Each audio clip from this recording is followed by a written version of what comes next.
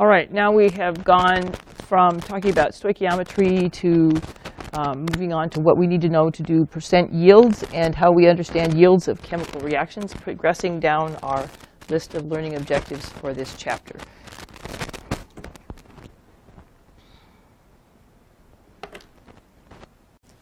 So when we're doing stoichiometric calculations, we are trying to determine exactly how much we can hope to make in a chemical process, and that would be called the theoretical yield.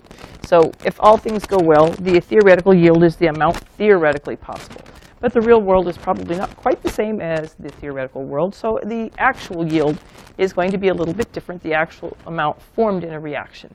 And so the percent yield is what we like to think about to give us an idea. The actual successful reaction is a ratio of the actual yield to the theoretical yield, and you multiply it by 100 to express it as a percent. So let's look at a couple examples of how this type of thing is done. All right, let's take a really simple looking reaction because it gets less confusing if you don't put in weird numbers. If you're making water from hydrogen and oxygen, very simple equation. Yes, this is already balanced. Don't forget that you have to have a balanced equation or none of this is going to be working. And let's presume we have 50 grams of hydrogen available and determine how much product is formed.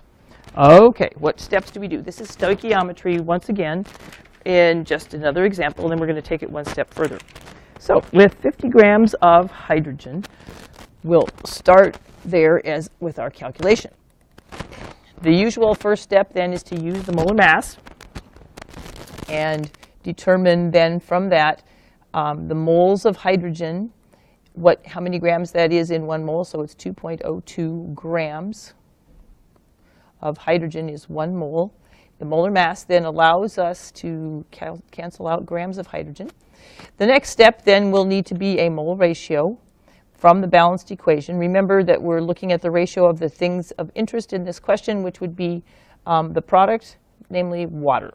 And so how many moles of water are formed from how many moles of hydrogen?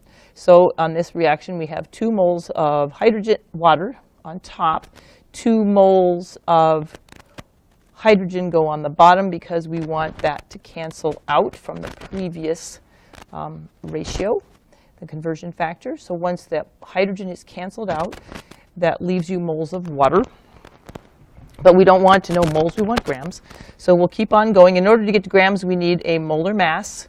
And the molar mass for water is not a very tricky number. It's one you'll get used to because it comes up now and then. And 18 grams of water is 1 mole of water. And having done that, look to see what cancels. Moles of water should cancel if we've set it up correctly. And the result then will become the answer with grams of water. Put it in your calculator and you should get an answer. But before you put it in your calculator, notice that you can take these 2's from the middle term out altogether and you don't need them. And so if you have 50 grams of hydrogen, how much water do you get? Well, it's quite a bit, as it turns out, because 50 divided by 2 in the first step is 25 times 18. That's a bunch. And so let's take this as a 2 sig fig value. And if you put it in your calculator and you get 445.5, that's too many digits, right? So let's take it to 2 sig figs. And that would be more appropriately stated as 450. You're going to round it up, 450 grams. Now, that's just a theoretical yield. In theory, we could get that much, but you can imagine that reality is not quite the same. And part of the reason for that is that you might remember that hydrogen is a gas, oxygen is a gas, and when it's formed in this reaction, water is also going to be a gas. So collecting and working with gases can be clumsy. It doesn't always work easily. And so what's the percent yield? If we just pick a number to say 200 grams of water is collected, so percent yield is the actual, so it's the 200 grams, if you manage to collect it, of the water, divided by the 450 grams that was calculated, and then we put that together in a ratio to come up with a percent yield with your nifty calculator. And the number in my calculator comes out to be 44.44. Well, again, we should be sticking to 2 sig figs because that's all we had to start with. And this number looks like a little shady, so let's pretend it had at least 2 sig figs. And so to 2 sig figs, that should be 44%. That's all it takes to get a percent yield. All right, so let's do another one. Let's see if this makes any sense, if we can do another. More examples are sometimes good for us. And in fact, this is just more exercises in stoichiometry anyway. So let's say lithium nitride, that product here, is made by heating lithium metal with nitrogen. And in order to work with this, we've got a partial equation. We always have to balance it, as I have stated, and we need to be constantly vigilant about that. And so how do we balance this equation? Well, take a look. If you're going to have 3 lithium on the product side, clearly you're going to have more lithium on the reactant side, but you also have to have more nitrogen on the product side. So let's put a 2 here, and that simplifies here. I'm getting there by shortcut because I worked it out ahead for you.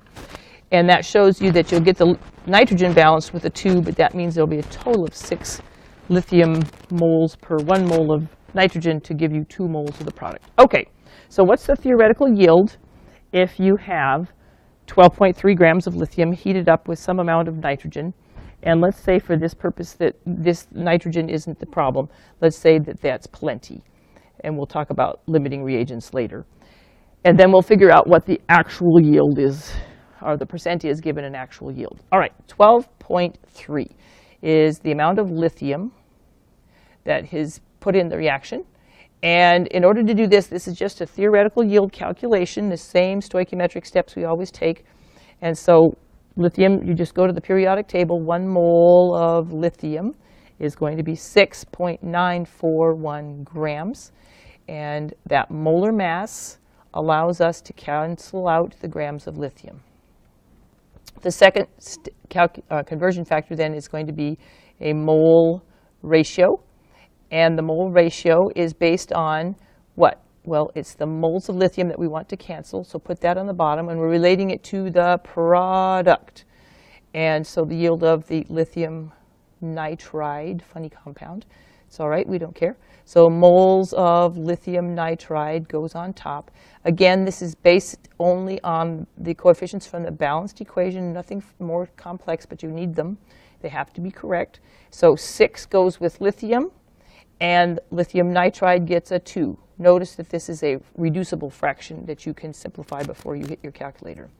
All right, having done that, what cancels? The moles of lithium now cancel. And now we need to proceed further with the next step, which is going to be a molar mass. And we need a molar mass of what? Well, the thing that needs to cancel now is lithium nitride.